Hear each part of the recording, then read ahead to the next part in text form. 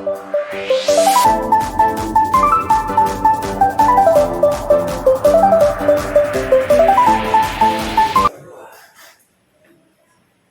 Surgawi, sungguh kami mengasihi Engkau. Kami mencintai Engkau selamanya sebagai sebuah komitmen kami. Oleh karena Engkau ya Tuhan yang telah memilih kami, menebus kami, menjadikan kami milik-Mu sendiri sebagai anak-anak-Mu yang Engkau kasih.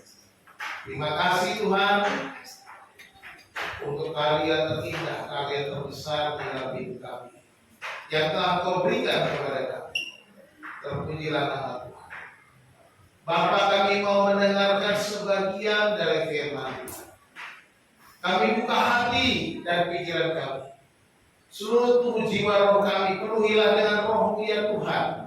Terangi ya Tuhan dengan roh-Mu supaya kami memahami kebenaran firman yang kami dengar, dan kami dapat melakukan setiap kebenaran itu dalam hidup kami tiap-tiap hari. Mampukan kami Tuhan, kuatkan kami dan tambahkanlah iman kami untuk melangkah berjalan sesuai dengan janji-Mu yang ajaib. Terima kasih Tuhan, berbicaralah kepada kami siap mendengar. Di dalam nama Tuhan Yesus Kristus kami berdoa. Haleluya. Amin. Silakan duduk kembali. Selamat pagi. Salam. Salam. Puji nama Tuhan. Saudara-saudara, hari ini khotbah saya beri judul istimewa di dalam Kristus. Saudara dan saya, kita yang sudah menjadi umat Allah, orang-orang percaya, kita adalah orang-orang yang istimewa. Amin.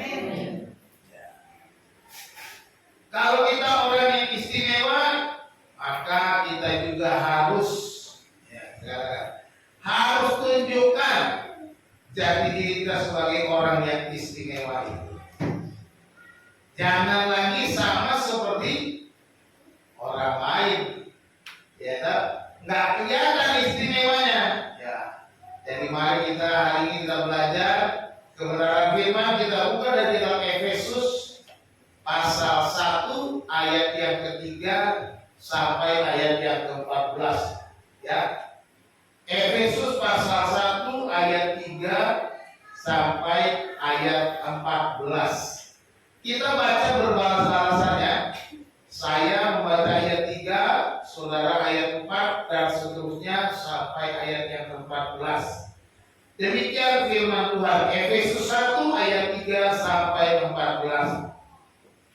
Terpujilah Allah dan Bapa Tuhan kita Yesus Kristus, yang di dalam Kristus telah mengaruniakan kepada kita segala berkat rohani di dalam surga. Sebab di dalam Dia Allah telah mengampuni kita sebelum dunia dijadikan, supaya kita kudus dalam percaya kepada-Nya. Dalam kasih Ia telah menentukan kita dari semula oleh Yesus Kristus untuk menjadi anak-anak-Nya sesuai dengan kerelaan kehendak-Nya, supaya terpujilah kasih karunia-Nya yang mulia, yang dikaruniakannya kepada kita yang percaya kasih. sebab di dalam Dia dan oleh darah-Nya kita beroleh penebusan, yaitu pengampunan dosa, menurut kekayaan kasih karunia-Nya, yang dilimpahkannya kepada kita dalam segala hikmat dan pengertian. sebab Ia telah menyatakan rahasia kehendak-Nya kepada kita sesuai dengan rencana kerelaan-Nya, yaitu rencana kerelaan yang dari semula telah ditetapkannya di dalam Kristus, Sebagai kesayangan kegenapan waktu untuk mempersatukan di dalam Kristus sebagai kepala segala sesuatu, baik yang di surga maupun yang di bumi. Aku katakan di dalam Kristus, karena di dalam Dialah kami mendapat bagian yang dijanjikan. Kami yang dari semula ditentukan untuk menerima bagian itu sesuai yang di dalam segala sesuatu bekerja menurut keputusan kehendaknya, supaya apa yang sesungguhnya dalam pada Kristus boleh menjadi puji-pujian bagi kemuliaannya. Ayat 13, di dalam Dia kamu juga, karena kamu telah mendengar firman kebenaran, yaitu Injil keselamatanmu. Di dalam Dia kamu juga ketika kamu percaya, dimeteraikan dengan Roh Kudus yang dijanjikannya itu. Karena Roh Kudus itu adalah jaminan perlindungan sampai mereka memperoleh seluruhnya, yaitu manusia yang menjadikan kita milik Allah untuk memuji kemuliaannya. Amin, haleluya. Bapak Ibu Saudara yang dikasihi Tuhan, di dalam ayat yang ketiga dikatakan kita dikaruniai berkat rohani. Itu sebabnya kita menjadi istimewa, ya. Katakan yang tiga, terpujilah Allah dan Bapa Tuhan kita Yesus yang dalam Kristus telah mengaruniakan kepada kita segala berkat rohani di dalam sorga. Tadi kita sudah membaca ayat 3 sampai 14 berulang kali kita membaca di dalam Dia, yaitu di dalam Kristus. Bahkan dikatakan di dalam ayat yang ke-11, aku katakan di dalam Kristus, en Christo. Ya. Kalau bahasa Latin itu en Christo, bahasa Latin. Ya.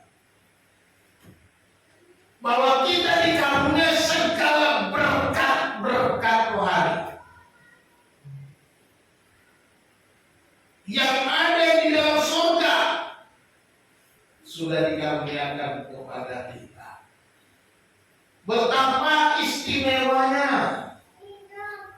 saudara dan saya. Kalau saudara tidak istimewa, tentunya Tuhan tidak menyediakan, tidak mengaruniakan, tidak memberikan. Ya, perkataan ini kan, terpujilah Allah dan Bapa Tuhan kita Yesus Kristus. Rasul Paulus mau bersyukur, berkata, puji Tuhan, Eugetos, terpujilah Allah, Tuhan kita Yesus Kristus yang di dalam Kristus. Perhatikan, digunakan kata telah, artinya kita sudah menerima, kita telah dikaruniakan, atau Tuhan telah mengaruniakan kepada kita segala berkat rohani di dalam surga. Berkat itu bukan nanti, berkat itu bukan tahun depan, tapi sudah diberikan saat kita percaya kepada Kristus. Katakan amin. Betapa istimewanya kita. Ya. Oh, saudara adalah pribadi yang istimewa karena Tuhan telah mengaruniakan berkat-berkat. Ada 3 hal mengapa kita disebut orang yang istimewa di dalam Kristus, ya. Istimewa di dalam Kristus. Perhatikan kata-kata itu, ya. Ada catatan di dalam Kristus. Berulang-ulang. Ayat yang keempat dikatakan kita dipilih di dalam Kristus. Ya. Dikatakan sebab di dalam Dia Allah telah memilih kita sebelum dunia dijadikan supaya kita kudus dan tak bercacat di hadapannya. Jelas sekali. Firman Tuhan yang di dalam Dia, di dalam Kristus Allah telah memilih.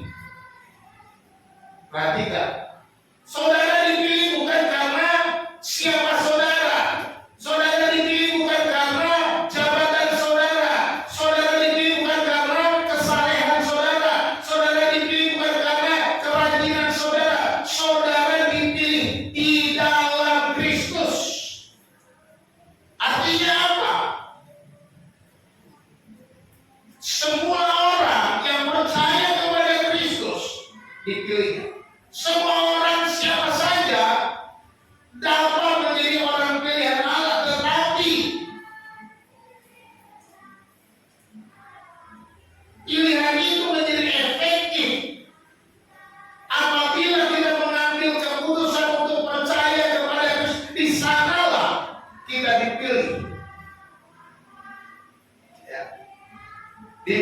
di dalam Kristus. Mari kita lihat ayat-ayat berikut ya.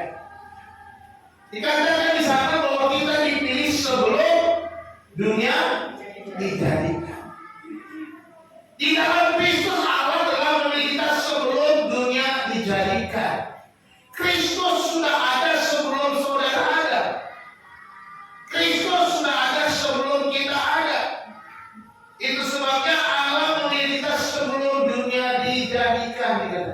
Dalam kemahatauan Allah, di dalam kedaulatan Allah, di dalam kuasa kemahakuasaan Allah, Dia dapat memilih siapa saja.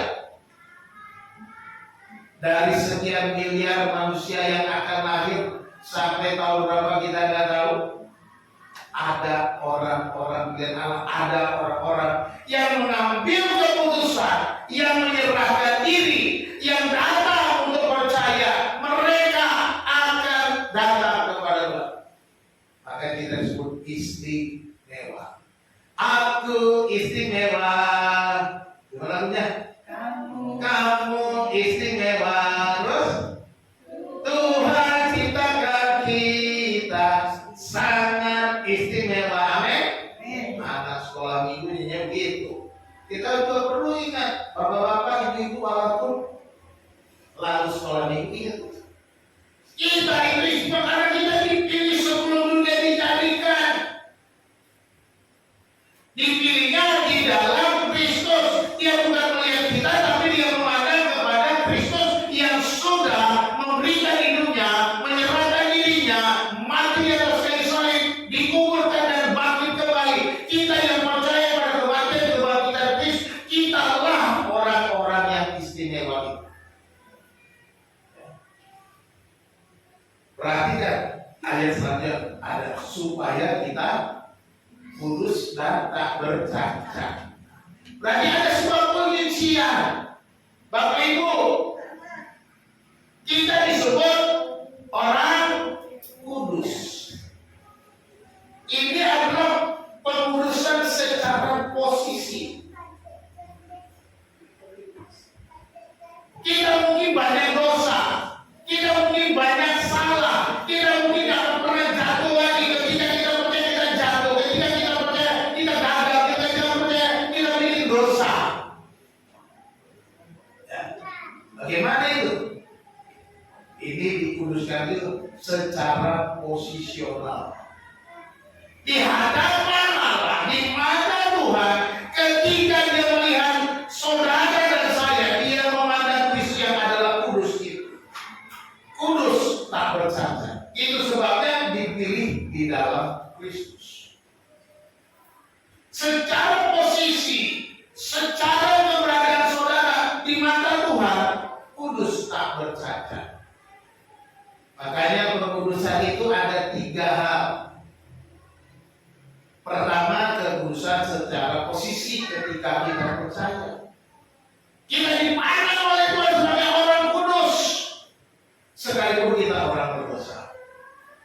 Yang kedua namanya progressive sanctification atau penyucian yang terus-menerus dilakukan tiap-tiap hari. Ketika saudara jatuh dalam dosa, minta ampun. Ketika saudara gagal, minta ampun. Mengaku dosa, minta ampun, datang kepada. Jangan diam diri ketakutan lalu sembunyi.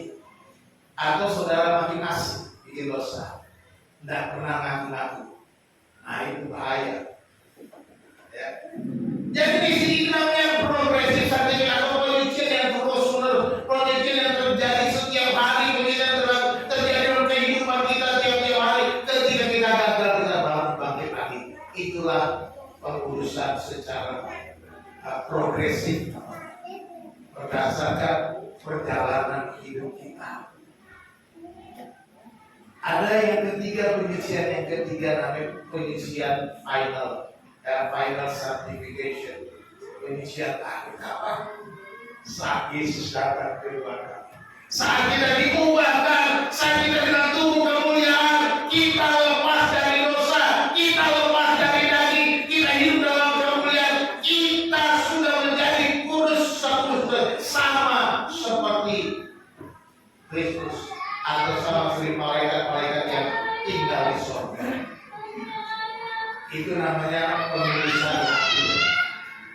Nanti akan ada penyucian ketika kita diubahkan ke dunia.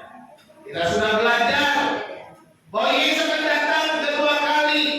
Sebelum dia datang, dia akan membawa orang-orang percaya, membangkitkan orang percaya dari kuburannya, diganti dengan tubuhnya, dan orang-orang yang masih akan diubah dalam sekejap mata, lalu kemudian akan diangkat menyongsong Tuhan di angkasa, dan kita akan bersama-sama dalam pesta perkawinan anak domba selama 7 tahun di dalam kerajaannya. Itu namanya final sanctification. Di sini, di dalam Kristus kita sudah mendapat posisinya orang kudus. Oleh sebab itu, karena kita sudah menjadi orang, kita menjadi istimewa, pribadi yang beda dengan orang lain di mata Tuhan. Jadi ini Allah memilih supaya kita kudus dan tak bercacat. Lalu kemudian di dalam ayat yang selanjutnya itu kita juga mendapat status baru, yaitu anak-anak Allah. Ya, anak-anak Allah. Coba kita lihat di dalam ayat keempat ya.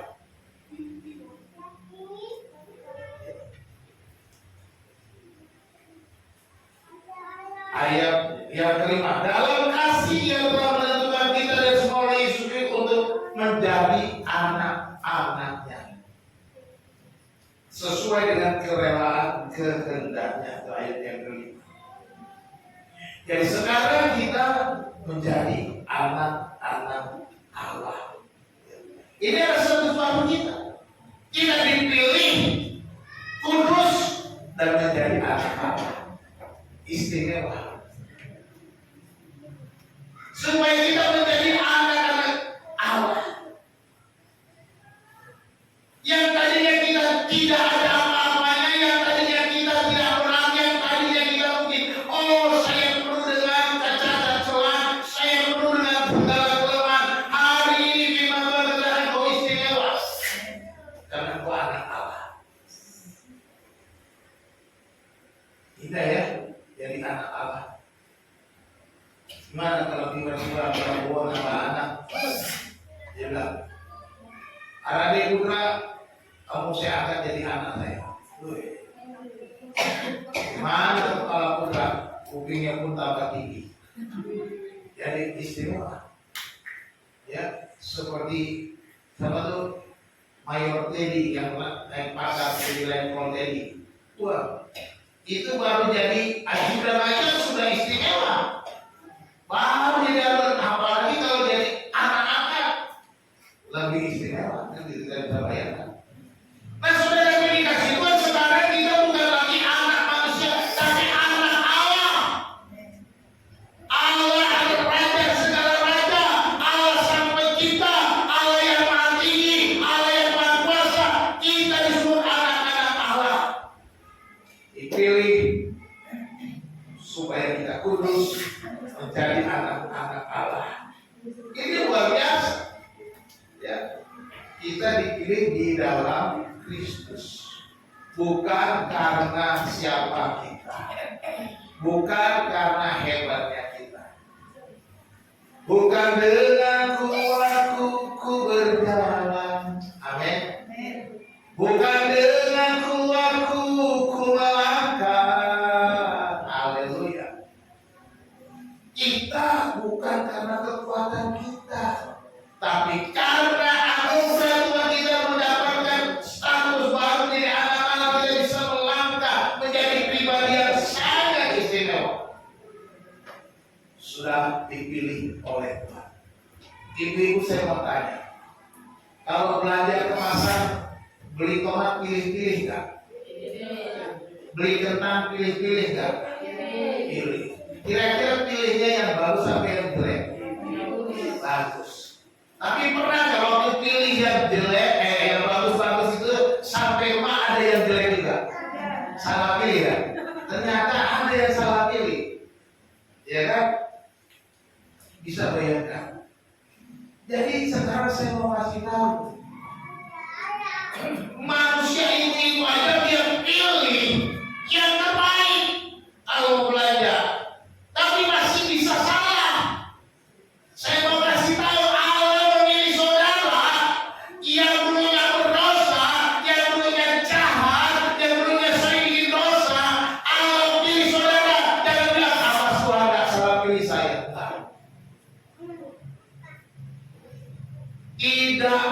Allah pilih. Makanya saya kata saudara istimewa. Amin. Dipilihnya saudara dari sekian banyak umat manusia. Dipilihnya Raden Tumenggung Parade Putra. Dipilih. Kira-kira Tuhan salah pilih nggak? Wah ini nggak bagus nih, tapi buang lagi deh, pilih yang lain. Kira-kira Tuhan bisa salah nggak? Saya mau tanya, Tuhan bisa salah nggak? Kalau Tuhan yang bisa salah, saudara pilih itu kita buang. Karena kita salah pilih Tuhan, salah percaya, begitu. Tapi saya mau katakan kepada saudara, Allahku tidak akan pernah salah memilih aku. Siapapun aku, apapun aku, bagaimanapun aku, Allah tidak salah memilih aku. Karena Dia Allah yang benar. Dia Allah yang hidup, Dia Allah yang maha kuasa. Di dalam kemahatauannya, Dia sudah memilih kita sebelum dunia dijadikan, dipilih di dalam siapa? Di dalam Kristus. Luar biasa. Kita dipilih di dalam Kristus.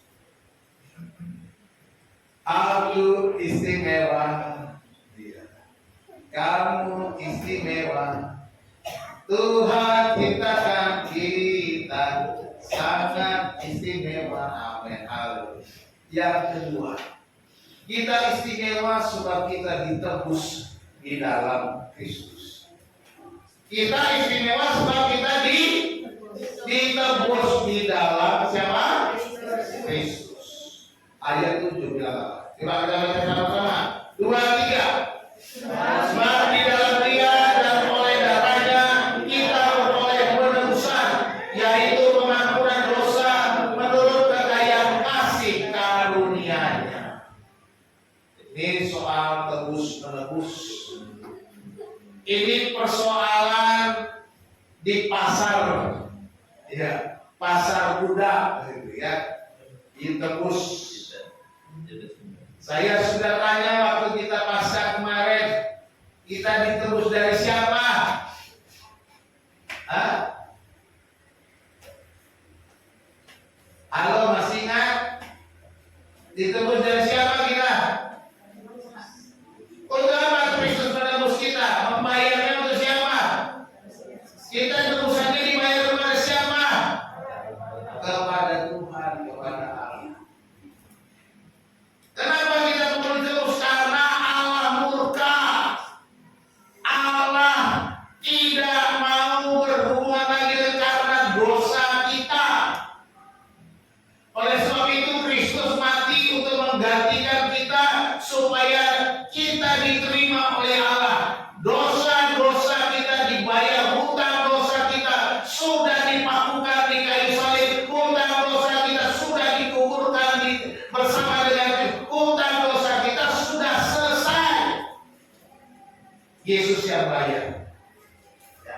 Sebab di dalam Kristus, di dalam Dia. Jadi kita ditebus di dalam Kristus.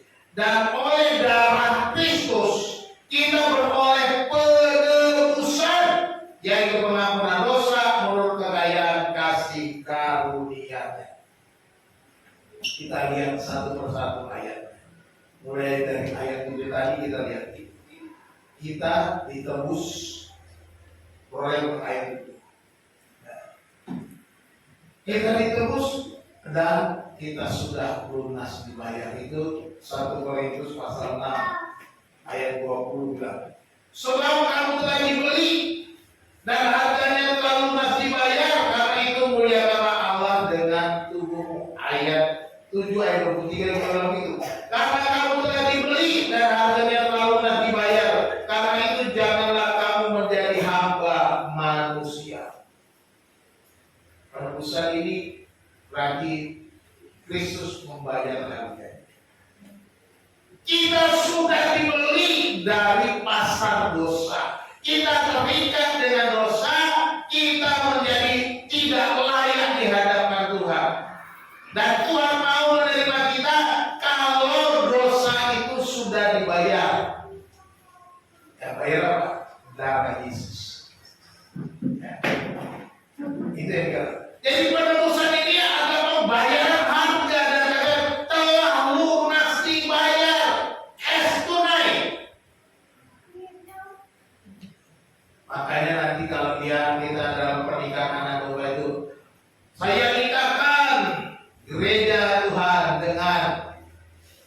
Yesus Kristus dan dengan mas kawin darah yang mulia dibayar tunai, gitu kira-kira gitu ya. Kita dibayar tunai dengan darah Yesus, darah yang mahal, darah yang sangat istimewa dari Yesus Kristus yang mulia itu. Kita ditebus di dalam Kristus. Kita istimewa sebab kita sudah mendapatkan penebusan. Ya. Makanya katakan jangan lagi menjadi hamba manusia, muliakan Allah dengan tubuhmu. Karena kamu sudah dibeli, kamu sudah dibayar, kamu sekarang sudah menjadi baru. Kamu menjadi orang merdeka.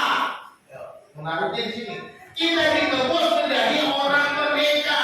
Merdeka artinya kita tidak diikat lagi oleh kuasa belenggu dosa. Kita dimerdekakan dari dosa. Dan sekarang kita menyerahkan hidup kita sebagai ucapan syukur dengan ketulusan hati melayani Dia, memberikan hidup kita untuk memuliakan Tuhan. Ya. Dan kita tidak boleh lagi diperhamba oleh manusia.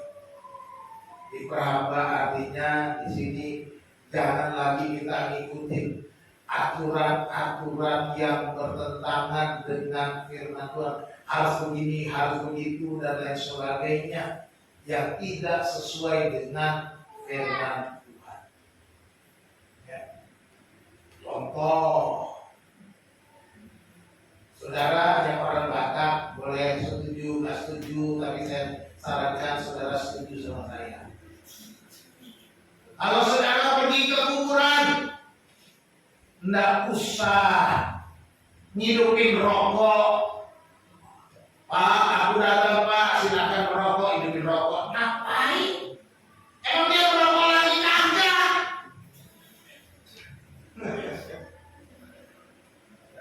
Nggak usah ngomong-ngomong, Pak. Bagaimana Pak? Aku udah nggak tua, doakan aku Pak. Masa kau suruh orang lagi doakan kau?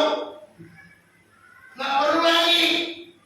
Itu nggak perlu. Oh, mati kau pilih-pilih. Itu ada. Kalau ada yang bilang ya, kalau hatimu jangan lakukan. Hargai mungkin kerabatmu, tapi jangan mau aja berada. Nanti pelan-pelan. Kerabatmu perlu diberi penjelasan. Ya kan, baik-baik. Jangan wajah perang dulu. Nanti dia nggak mau lagi dengan firman Tuhan. Baik-baik. Berdamai dulu. Ya. Jadi jangan itu tuh orang-orang pada sudah jauh saya itu udah mama saya juga itu ke kuburan mama saya, kuburan mama saya dibakarnya pokoknya dikasih bagaimana pun aku lihat aja. Bagaimana pula orang mati merokok itu. Aduh. Memang benar dia merokok. Tapi kan kalau udah mati mau merokok dia. Enggak. Apalagi kalau dia ada di neraka, udah puas dia sama api itu. Gak usah dikasih rokok lagi. Iya kan? Udah di neraka dia kagak kasih aja rokok, tambah panas lah. Tapi pakai di surga Pak, jadi supaya lihat nggak usah di surga udah nyaman, nggak perlu rokok. Dilarang merokok di surga. Ya ingat baik-baik, bapak-bapak yang merokok, dilarang merokok di surga. Nanti itu dilarang merokok di surga. Bagi yang merokok silakan pindah di neraka katanya. Rokok di sana katanya. Karena di sana ada apinya, di surga nggak ada saudara mau merokok. Akan saya hidup di rokok. Jadi bertobatlah yang merokok. Tinggalkan rokokmu ya. Jadi itu contoh. Ya, supaya kita punya kebiasaan-kebiasaan lama jangan dilakukan. Karena kita sudah ditebus. Jangan lagi hidup dengan cara duniawi. Dan kemudian kita ditebus dalam ayat 7 itu dengan pengampunan dosa ya itu dia. Dikatakan tadi, sebab dia ada oleh dalamnya kita berpenuh yaitu pengampunan dosa. Penebusan itu pengampunan dosa ya. Jadi ini adalah pengampunan. Ketika kita ditebus, dibayar lunas, dosa dihapus. Amin.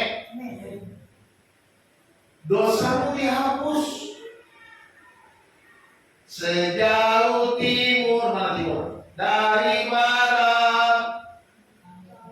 engkau melemparkan dosaku, akan kau ingat lagi pelanggaranmu. Sejauh timur daripada kita, dosa-dosa kita tidak ingat Tuhan lagi.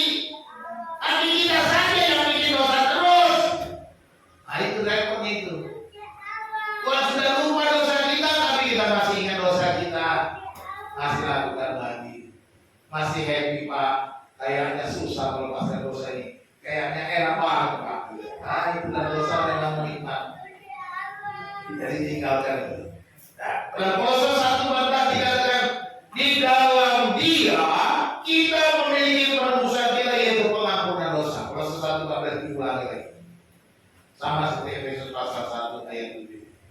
Kita memiliki penebusan dari Yesus mati di kayu salib, mengorbankan dirinya untuk menebus kita, yaitu pengampunan dosa kita. Dengan saya katakan tadi, dosa kita sudah dipakukan di atas kayu salib, dosa kita sudah dikuburkan di dalam kematian Yesus. Tinggalkan.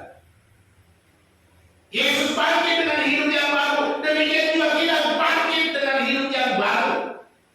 Itu yang seharusnya terjadi.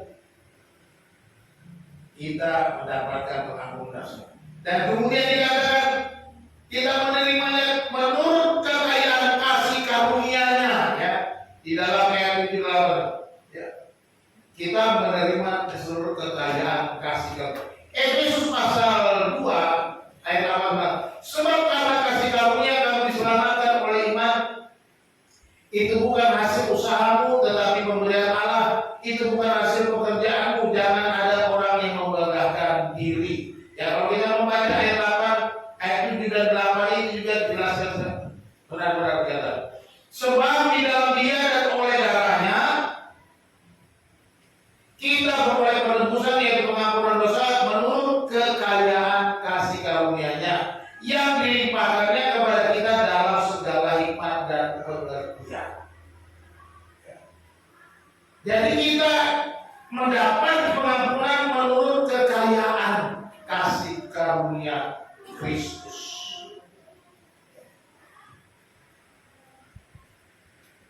Betapa istimewanya kita, karena kita mendapat pengampunan itu karena kekayaan kasih karunia Kristus. Jadi bukan karena kita, karena kasih karunia itu begitu luar biasa, sehingga kekayaan kasih karunia itu Dia menerima kita apa adanya, dan kita dilimpahkan dalam segala hikmat dan pengertian. Siapa yang dapat lebih hikmat Allah? Tidak ada. Saya mau kasih tahu. Betapa istimewanya kita semua. Kita diterus karena hikmat Allah, bukan hikmat manusia, bukan hikmat oleh para ahli filsuf, bukan hikmat itu, tetapi hikmat Allah yang maha tinggi. Inilah yang menemukan, yang memberikan kita pengampunan. Artinya kita tidak salah dipilih, kita tidak salah ditebus. Karena apa? Karena kita menerimanya dengan hikmat dan pengertian dari Allah. Itulah saudara. Jadi ini kita melihat, wah, seharusnya ketika kita mengetahui itu, kita harus betapa luar biasanya Tuhan itu terhadap aku. Aku yang gak ada apa-apanya diperkenannya. Aku yang tidak ada apa-apanya ditebusnya dengan hikmatnya, dengan kerelaannya, dengan pengertiannya.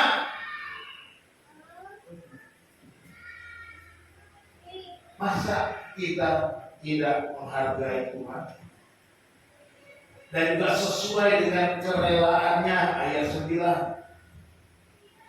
Ya. Kita dipilih sesuai dengan, sudah dengan hikmat, dengan pengertian, dengan kerelaan. Allah tidak pernah terpaksa pilih saudara. Ya. Kalau kita dihadapkan pada pilihan-pilihan daripada ini, daripada itu, yang kita pilih yang kira-kira kalau bisa seringkali ya pemilu, Milih yang mana nih? Yang ini punya kelemahan, semua punya kelemahan. Emang ada yang tidak punya kelemahan? Calon pemimpin kita, enggak, semua ada kelemahan. Mau siapapun calonnya, ya kan? Ada kelemahan. Tapi kan kita memilih mana yang lebih baik daripada kekurangan-kekurangan itu. Kan gitu kan? Tapi ketika kita milih, ada banyak tuh orang-orang yang milih kan nggak ada maksud. Kalau yang di atas sana dia milih itu ada tujuannya supaya bisa komisaris, supaya bisa dapat jabatan, supaya bisa dapat kalau di parpol begitu, supaya punya kedudukan, kan gitu. Tapi ketika dia memilih, nggak dapat apa-apa, pasti dia kecewa. Ya kan gitu. Terpaksa rela dulu milihnya. Terpaksa rela. Tetapi di sini dikatakan kita diberi sesuai dengan rencana kerelaannya. Kita ditebus sesuai dengan rencana kerelaannya. Pengampunan dosa yang dilakukan sesuai dengan rencana kerelaannya. Allah bekerja dengan kerelaan hatinya. Jadi bukan terpaksa dia pilih Ferdinand Tamuna. Enggak. Dia tak terpaksa. Dia tahu siapa saudara. Dia tahu kenapa saudara dipilih. Dia tahu saudara juga bisa gagal. Dia tahu saudara bisa jatuh. Tapi dia sudah pilih di dalam Kristus. Itu dia. Karena ada di dalam Kristus. Itu sebabnya semua harus ada di dalam Kristus. Di luar Kristus, mohon maaf, tidak mendapat pengampunan. Semua itu adalah rencana kerelaan Allah. Penebusan itu, pengampunan itu rencana kerelaan. Dia rela untuk melakukannya untuk umat manusia, untuk seluruh umat manusia. Tinggal umat manusia mau mengambil langkah, mau mengambil kesempatan untuk percaya atau tidak, itu saja. Kalau kau percaya, maka kau mendapatkan Tuhan. Kalau tidak, ya akan mendapatkan murka dari Tuhan. Penebusan itu juga berarti berpindah tuan. Ya, gitu. Berpindah sama tuannya. Tadi tuannya adalah dosa, bukan iblis loh. Tuannya dosa. Saudara, mungkin ada karena dosa bisa bertuan iblis juga bisa. Ya tunduk kepada iblis. Tuannya dosa artinya maunya ikutin kedagingan, mengikuti dosanya, mengikuti maunya dosa. Tetapi sekarang berpindah untuk menjadi hambanya Tuhan. Tuhan saudara adalah Allah sendiri. Karena saudara sudah ditebus, sudah dibeli, lunas dibayar. Kalau saudara ke pasar, Buhana pernah ke pasar. Sampai rumah dia periksa belajar, ketinggalan ini pepaya saya. Dia pergi lagi balik, ambil itu pepaya. Iya bukan tinggal, boleh diambil. Karena apa? Itu sudah milik Buhana, sudah dibayar lunas. Kecuali dia belum bayar, ini belum bayar tadi, makanya saya tahan-tahan katanya. Karena itu kan, ini sudah dibayar, boleh diambil lagi, mau pulang lagi ke bawah. Kita juga begitu. Kita sudah dibeli, harganya telah lunas dibayar, kita sudah miliknya Tuhan. Jadi ikut siapa? Ikut Tuhan. Saudara-saudara, berpindah Tuhan, ya. Yang ketiga, kita istimewa karena kita dimeteraikan di dalam Kristus. Istimewa dipilih di dalam Kristus, istimewa ditebus di dalam Kristus. Yang ketiga, dimeteraikan di dalam ayat yang ke-13. Kita baca sama-sama sekali lagi. 2, 3. Di dalam Dia kamu juga, karena kamu telah mendengar firman kebenaran, yaitu Injil keselamatanmu. Di dalam Dia kamu juga, ketika kamu percaya, dimeteraikan dengan Roh Kudus yang dijanjikannya itu. Amin. Di dalam siapa kita dimeteraikan? Di dalam Dia. Jadi jelas. Kita dipilih di dalam Kristus. Kita dipilih di dalam. Kita dimeteraikan oleh Roh Kudus di dalam Kristus juga.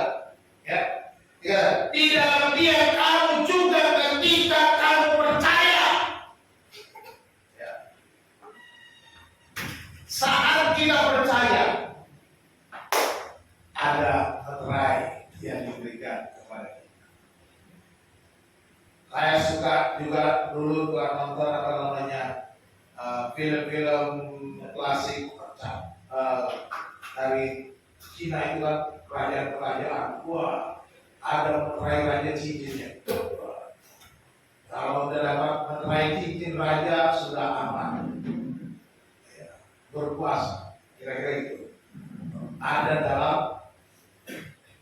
otoritas sang kaisar, gitu ya.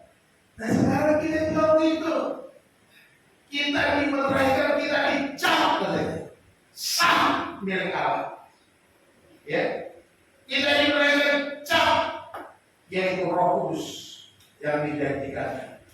Yesus kan menjanjikan Roh Kudus dalam Yohanes pasal 14. Kalau dia pergi akan datang Roh Kudus. Nah, ketika kita percaya Roh Kudus sudah turun, dan kita itu sebagai cap atau tanda kepemilikan kita. Penebusan dilakukan oleh darah Yesus di kayu salib, kita mendapat pengampunan dan kemudian dikatakan sah dengan memberi Roh Kudus tinggal di dalam hati kita. Katakan amin. Sekarang Roh Kudus itu tinggal di dalam hidup kita, di dalam hati kita, di dalam tanda pada kita, di dalam ayat 13 14 itu kalau kita baca. Kita baca ayat 14-nya lagi. Dan Roh Kudus itu adalah jaminan bagi kita sampai kita memperoleh seluruhnya, yaitu penebusan yang menjadikan kita milik Allah untuk memuji kemuliaannya. Ini jaminan. Jaminan sampai kita memperoleh seluruhnya. Sekarang kita belum mendapat seluruhnya, karena kita masih tinggal di dalam dunia nanti. Nah itu dia, ada final sanctification itu. Sekarang kita sudah menerima tanda jadi, kira-kira first one DP, kira-kira. Ini capnya ada seperti down payment untuk kita. Jadi kalau kita ke surga itu sudah ada tanda. Kalau saudara mati, lalu tidak ditanya-tanya, tidak ada tanya-tanya, macam-macam. Yang ada adalah semua yang mati di dalam Kristus dibangkitkan. Tidak ada firman Tuhan. Karena apa? Pasti bangkit. Ada tandanya. Ada meterainya. Mereka yang memiliki meterai itulah yang akan dibangkitkan. Jadi kalau tidak ada meterai, tidak ada tanda Roh Kudus, tidak akan pernah mengalami kebangkitan. Pak, kasihan loh bagi mereka yang sudah gelap. Ada cara Tuhan, hati nuraninya untuk percaya kepada. Ya, contoh orang-orang perjanjian lama sebelum ada Untolan, Nabi Nuh, Ayub, itu mereka di bawah pimpinan. Orang-orang percaya sebelum ada Untolan, Abraham, ya, Ayub, mereka nggak ada. Belum ada Roh Kudus yang turun dan kepada kita. Tapi ada tandanya sudah. Mereka adalah orang-orang pilihan Allah yang sudah dipercayakan oleh Roh Kudus. Mereka juga mendapatkan cap. Cuma bedanya mereka dapatnya sesudah turunnya Roh Kudus. Kita juga sekarang, artinya mereka dapat di depan, kita dapat di belakang. Gitu ya, saat kita percaya. Jadi kita dimeteraikan oleh Roh Kudus. Dikatakan dimeteraikan ketika kita percaya. Itu ayat 13-nya. Kita dimeteraikan ketika kita percaya. Pada saat kita mengambil keputusan untuk percaya Yesus, dan Roh Kudus itu menjadi jaminan bagian kita. Dia ada jaminannya, tanda jadinya bahwa kita pasti memiliki segala berkat-berkat rohani di dalam surga yang sudah dikatakan dalam ayat yang ketiga. Itu sebabnya Paulus bilang, terpujilah Tuhan, terpujilah Allah. Haleluya, haleluya.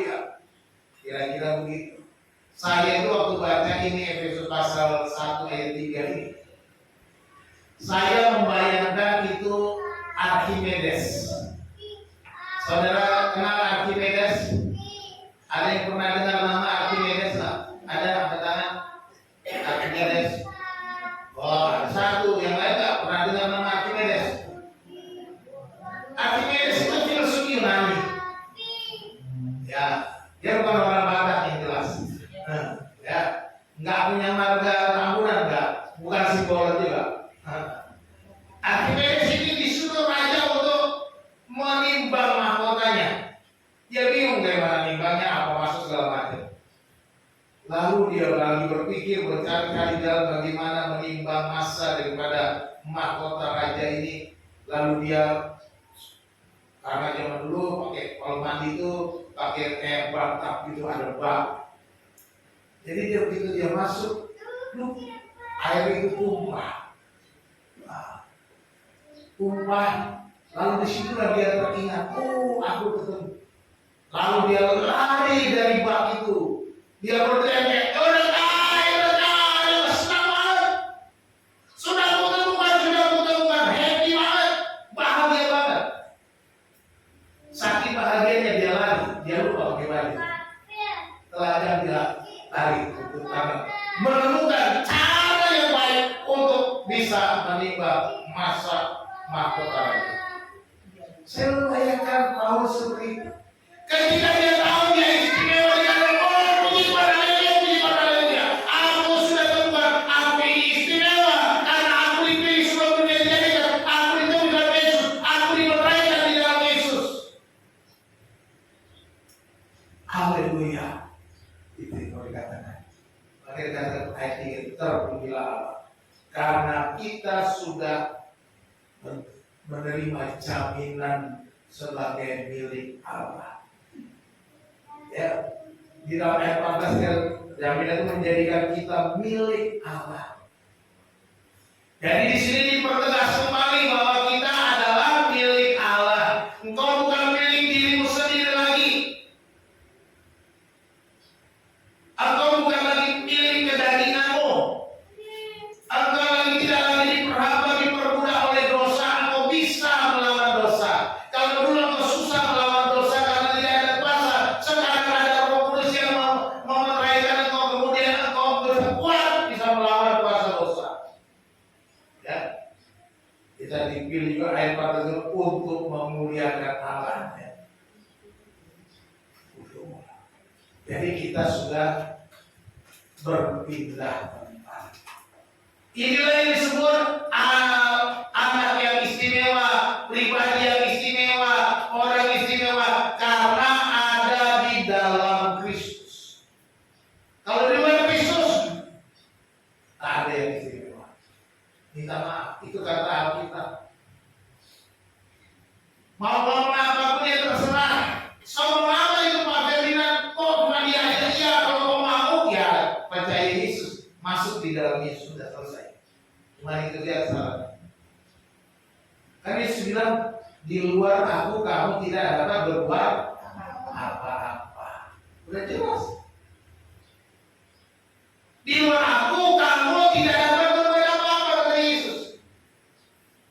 Ya, materai ini seperti cap pada batang kayu ya. Kalau zaman dulu kala, atau masih ada dasar. Zaman dulu kala orang itu kayak di Kalimantan misalnya, menebang pohon, lalu kemudian untuk mengirimkannya tuh diceburkan ke sungai.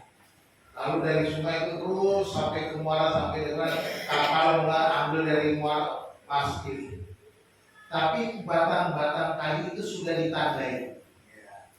Ditandai misalnya FT, wah. Lalu nanti ada IS, berarti kalau FT itu Ferdinand Tambunan yang punya. Kalau IS berarti Indra Simbolon yang punya. Jadi mereka nggak ngambil Pak Indra, karyawannya nggak ngambil yang merek FT, dia ngambil merek IS. Saya merek karyawan saya juga ambilnya FT. Karena kalau nanti salah ambil nanti dituduh mencuri. Semua digelondongkan di sungai, gitu ya, supaya bisa dibawa atau diekspor dan lain sebagainya. Jadi itu seperti cap tanda kepemilikan. Demikian juga materai kita yang kita terima di dalam Kristus, itu tanda kepemilikan. Sudah ada cap materai, yaitu Roh Kudus. Tidak ada yang bisa mengakui kita miliknya lagi selain milik Allah. Amin.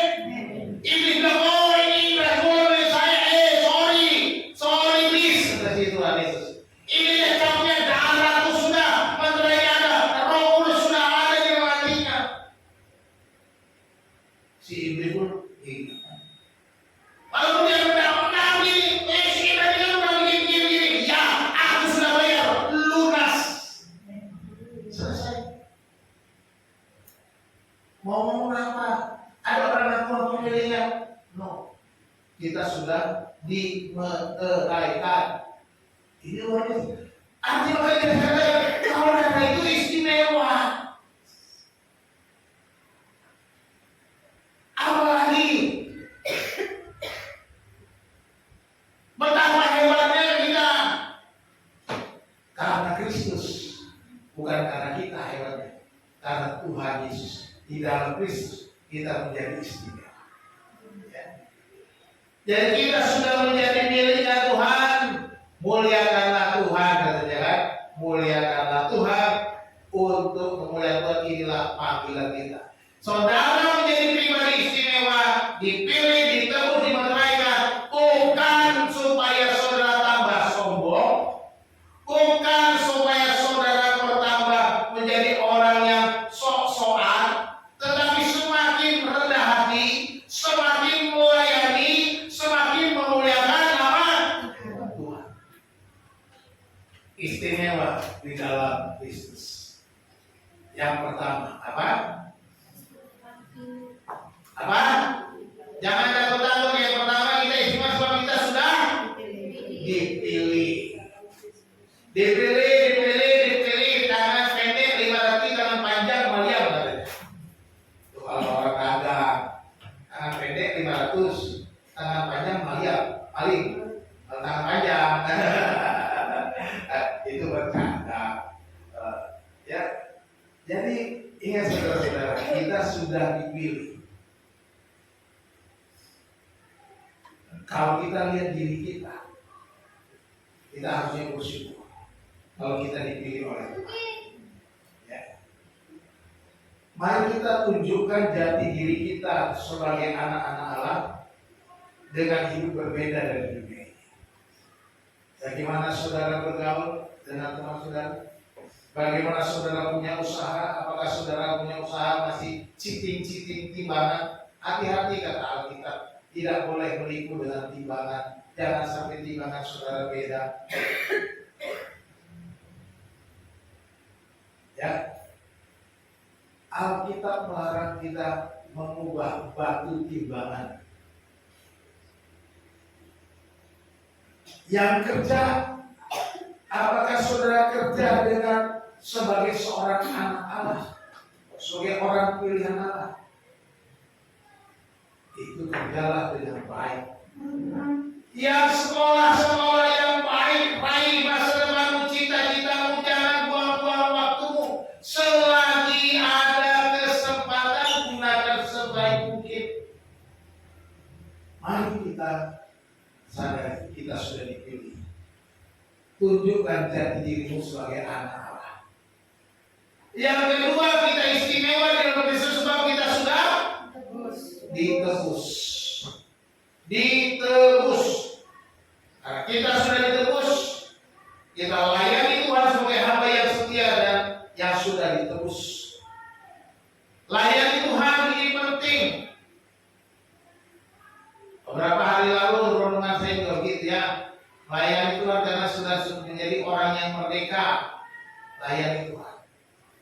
Melayani dengan ketulusan hati.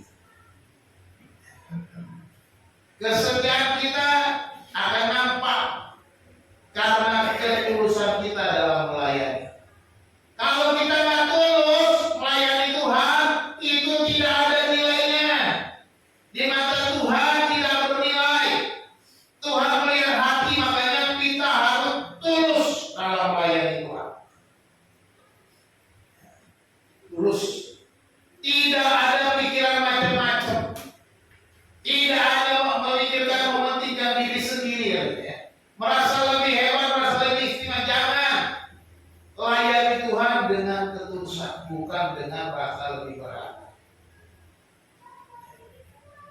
karena saudara sudah ditebus.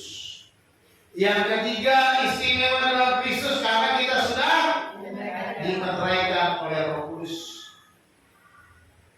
Jagalah kekudusan sebagai tanda orang yang diselamatkan.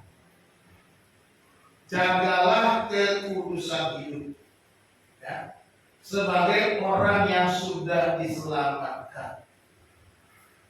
Penting sekali menjaga kekudusan. Tiap-tiap hari kita selalu dicobai. Tiap-tiap hari kita selalu digoda. Berbagai macam pencobaan kita lewati. Tapi kita harus terus berjuang. Sebab kita sudah dimeteraikan. Harus nyata hidup kita. Supaya kemuliaan Tuhan semakin nampak. Karena untuk itulah kita dimeteraikan. Yaitu untuk memuliakan Tuhan. Tuhan Yesus memberkati kita. Kita berdoa. Bapa di dalam surga, kami mengucap syukur untuk firman Tuhan yang mengajarkan kami, yang menyatakan betapa istimewa kami. Sebab di dalam Kristus Engkau memilih kami sebelum dunia dijadikan. Di dalam Kristus kami ditebus untuk mendapat pengampunan dosa sesuai dengan kekayaan kasih karunia-Mu yang Kau lakukan dan kerelaan hati. Di dalam Kristus kami juga dimeteraikan oleh Roh Kudus sebagai jaminan supaya kami memperoleh sampai pada waktunya kelak untuk kami memuliakan nama-Mu ya Tuhan.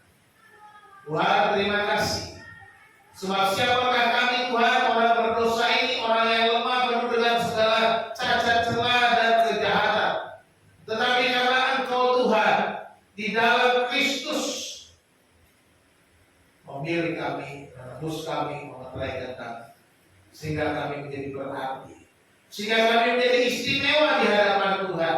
Bahkan kami mau supaya kami nampak istimewa di hadapan orang-orang, di hadapan semua orang di dunia ini, bahwa kami adalah anak-anak Allah yang hidup.